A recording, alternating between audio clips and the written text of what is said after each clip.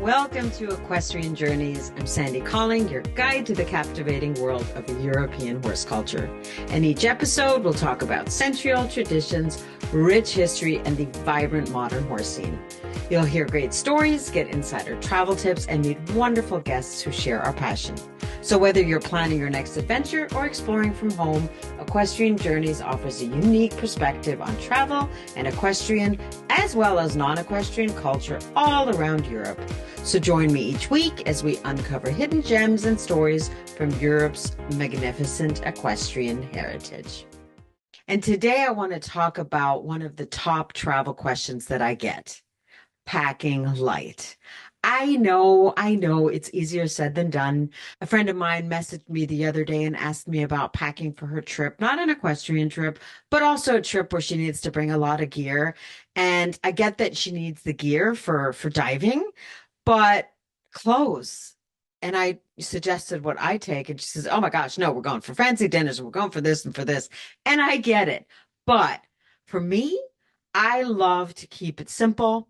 Just be able to throw everything in a bag. It makes it easier to get from A to B. So for me, packing light really does make everything about the trip go much smoother. And, it doesn't matter if you're bouncing between different riding tours or exploring Europeans' horse culture or going scuba diving.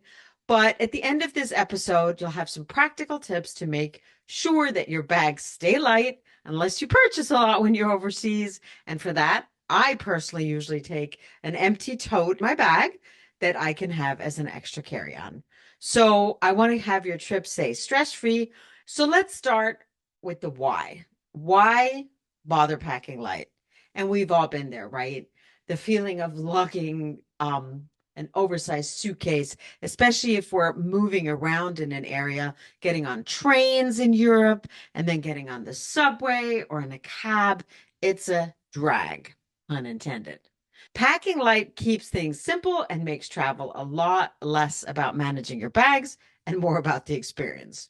So when you're traveling light, moving around is easier, you're quicker getting through the places, and there's just something relaxing to me about knowing exactly where everything is. Fewer things to worry about means you'll have more time to enjoy your adventure. So first things first, the essentials. Pack the essentials and only the essentials. So you want to start with your absolute must-haves, of course, your passport, your phone, an extra SIM card. Of course, nowadays we have the eSIMs, credit cards, travel insurance details if you have any.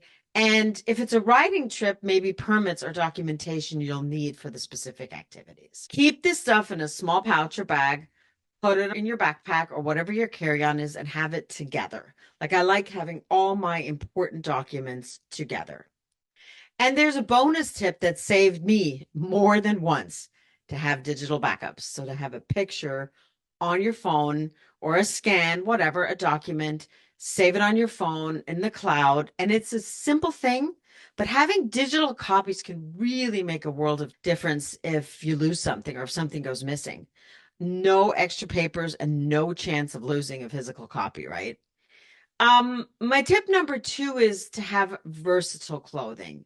So it can be tricky, especially with the weather, right? And we want options. So we want that pretty dress for the evening, and then we want the outfit for this event and for that event.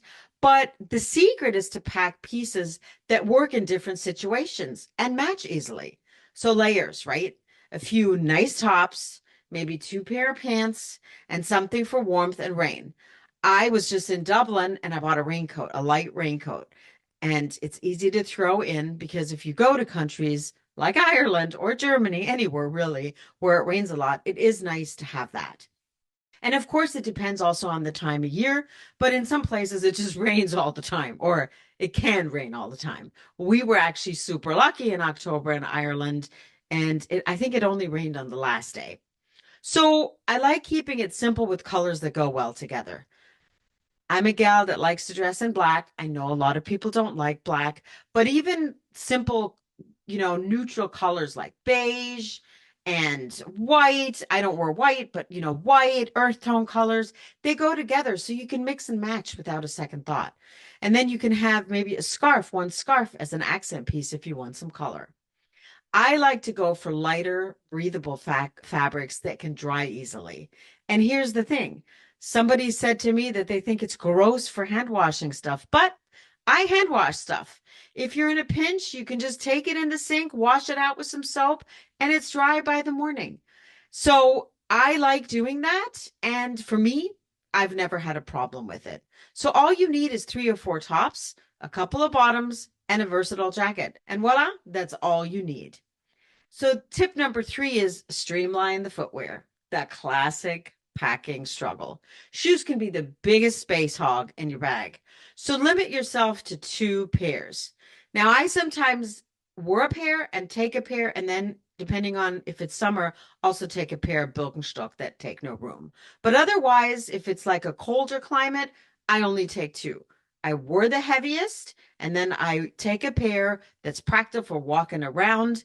And now, if you're riding, you could possibly take a pair of paddock boots that you can also wear, like the blundies, or even like I have little Ariats or Cavallos. They look nice even with a pair of jeans.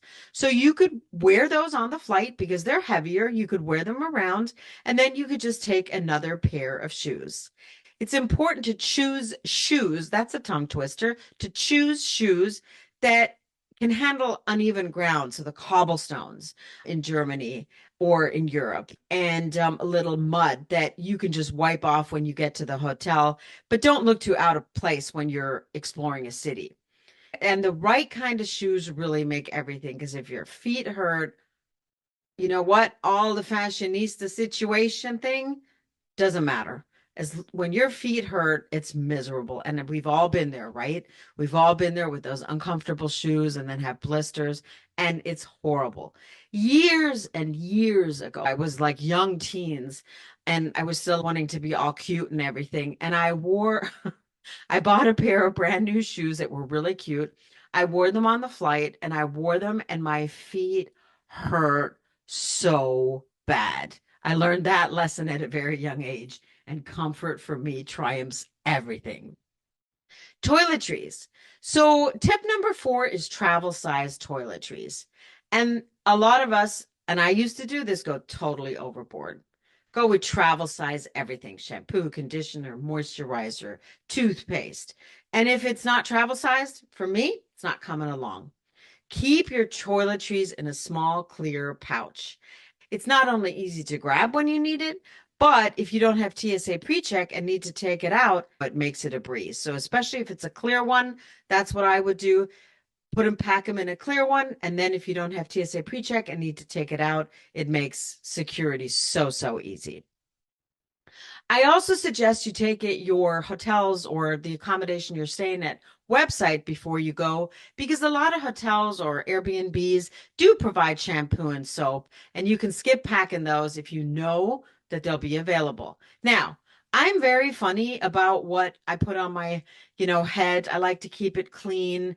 I don't like a lot of parabens and stuff.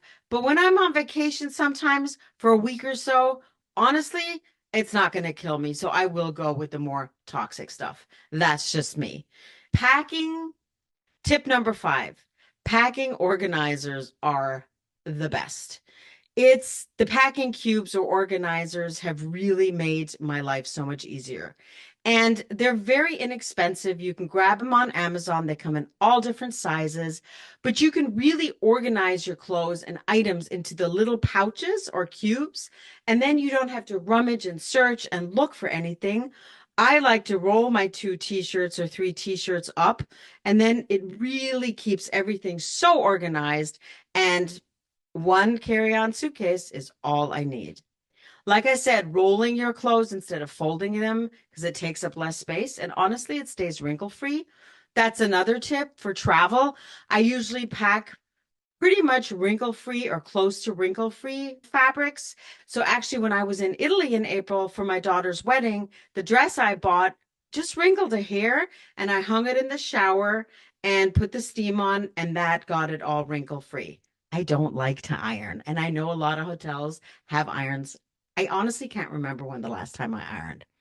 And so I also separate out my socks and smaller items into smaller pouches so that I really never have to worry about them.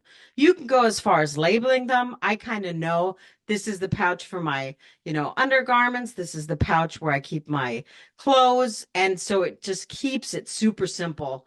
And a small step like that can really keep your packing from turning into total chaos. Okay, so here are a couple of quick tips. Try to avoid bulky fabrics, which are heavy and don't dry quickly.